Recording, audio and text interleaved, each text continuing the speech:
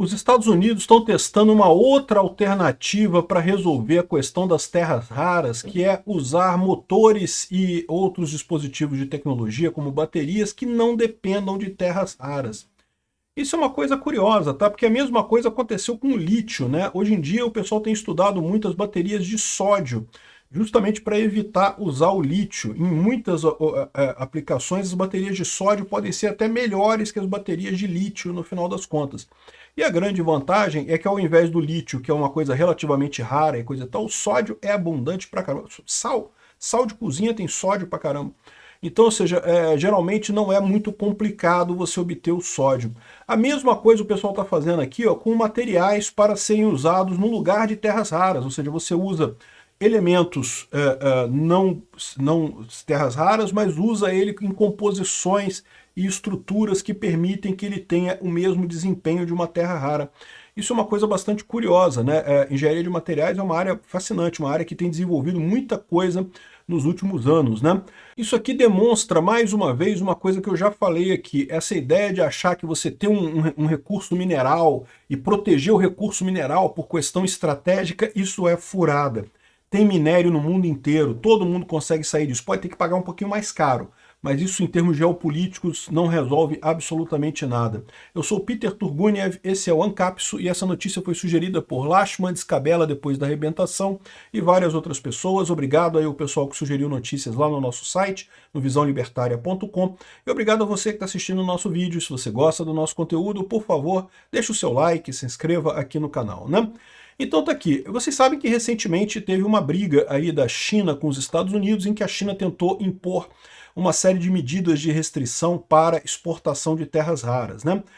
Neodímio, disprósio, térbio, európio, samário, gadolínio, tem um monte de terras raras, um monte de elementos que são muito parecidos entre si e que, embora o nome terra rara, eles não são tão raros assim não, tá? O problema é que eles são muito difíceis de extrair, porque eles estão em concentrações muito pequenas e misturados uns com os outros. Então, para você purificar aquilo ali, dá um trabalho danado.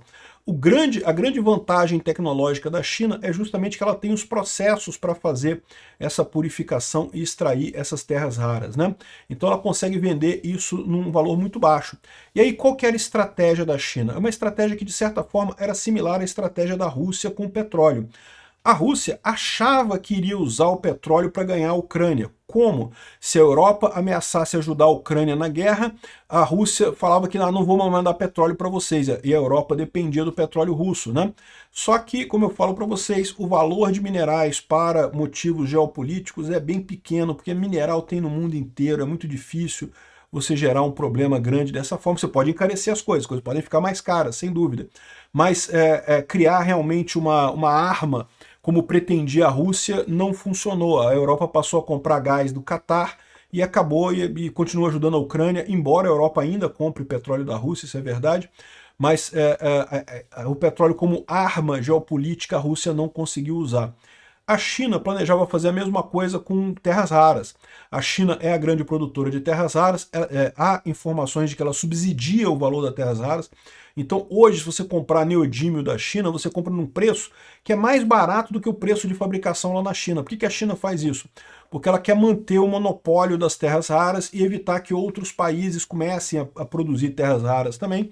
Se você for abrir uma empresa de produzir neodímio aqui no Brasil, você vai ter que vender muito barato, não vai ter lucro, porque o preço do neodímio da China está com dumping, né, o dumping estatal, para evitar que isso surja no resto do mundo. Mas é aí que eu falo para vocês que esse é o problema de você usar qualquer mineral como arma geopolítica. É muito fácil contornar a coisa, né? Recentemente, a China colocou controle sobre a exportação de terras raras por conta das tarifas que o Trump colocou na China. E aí, como é que o Trump reagiu? Ele fechou acordo com países do Sudeste Asiático e com a Austrália para ter o refino dessas terras raras numa companhia australiana que já faz isso.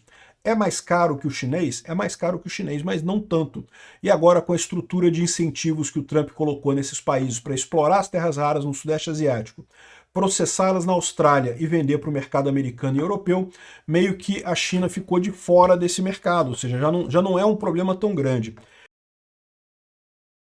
E uma outra alternativa que os Estados Unidos estão buscando também é essa daqui, ó, motores elétricos que não dependam de terras raras chinesas. Então, aqui, ó, abalados pelos frequentes desabastecimentos de materiais essenciais de origem chinesa, fabricantes de automóveis nos Estados Unidos e na Europa estão silenciosamente tentando reduzir essa dependência, de duas formas. Uma dessas maneiras é comprando terras raras de outros países que não sejam a China, como a gente falou o caso da Austrália, né? Ainda é menos de 10% da produção global de terras raras. A China faz 80% da produção de terras raras.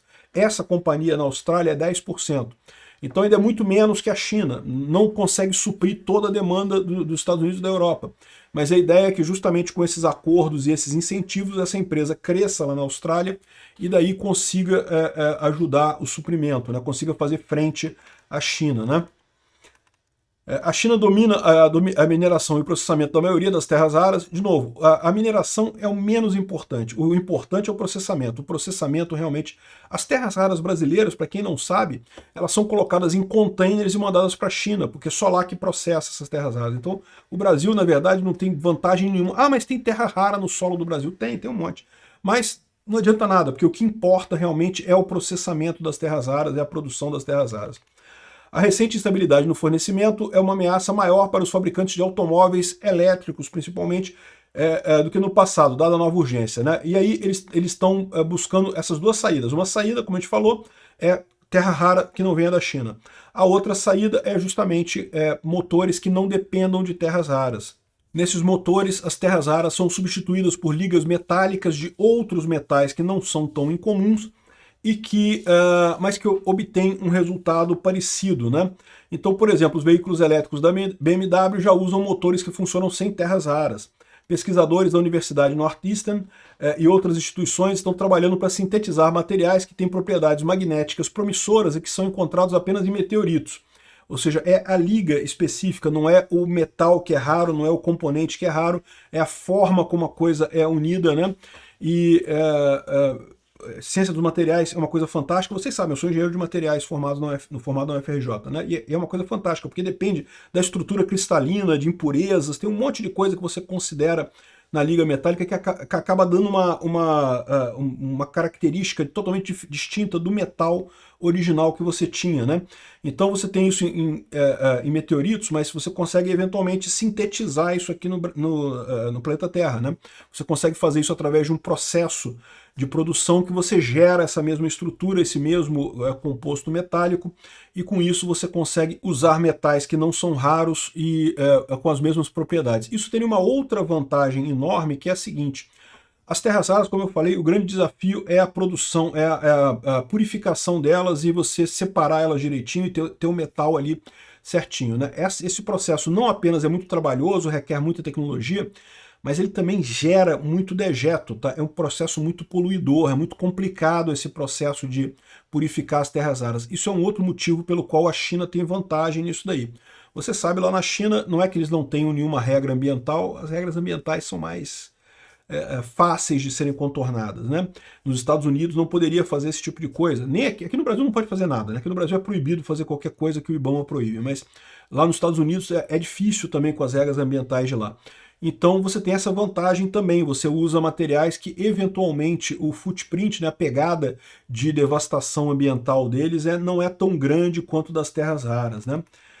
Enfim, muitos desses esforços não darão frutos por anos. Alternativas tecnológicas como usadas pela BMW podem ser mais caras ou ter outras desvantagens.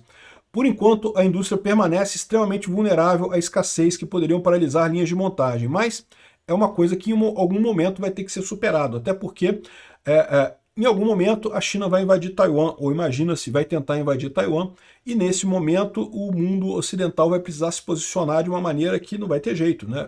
Vai ficar sem terras raras da China. Enfim, esse problema, enquanto tiver na China essa capacidade aí de processamento, isso vai ser um problema para o mundo ocidental de qualquer forma. O Brasil tinha uma oportunidade de ouro, né, de ter também, explorar os minerais raros aqui no Brasil e também fazer o processamento dele aqui no Brasil, mas infelizmente esquece, o IBAMA jamais iria aprovar esse tipo de coisa. Obrigado por assistir nosso vídeo até o final, tem alguns links para você nos ajudar aí na tela e também na descrição desse vídeo. Contribua com o nosso projeto.